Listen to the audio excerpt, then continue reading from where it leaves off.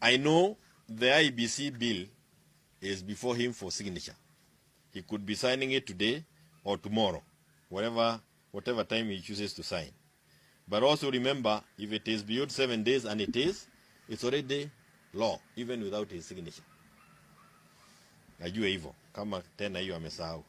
But in that act, and this is in that bill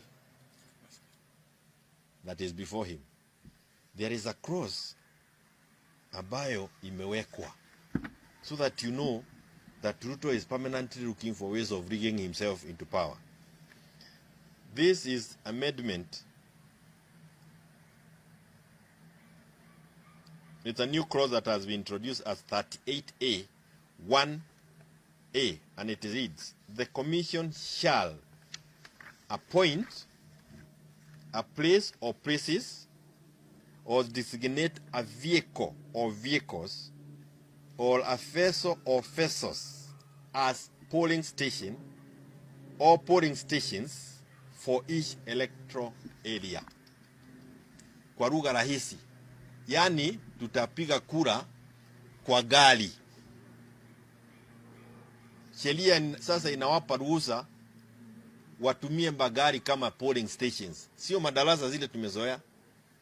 So I don't know, utumie gari kama polling, na si moja is vehicle or vehicles. Ni not in one polling station, is polling station or polling stations. Na alafu wanasema for each electoral area. So sio pahali fulani pengine kule Manda Islands, is the whole of this country.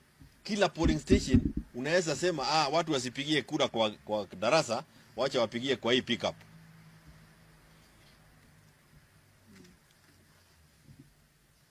I don't think Kenyans are fools to allow this kind of an amendment to pass. Even as he signs, this is one of the areas that requires to be sent back to Parliament for deletion.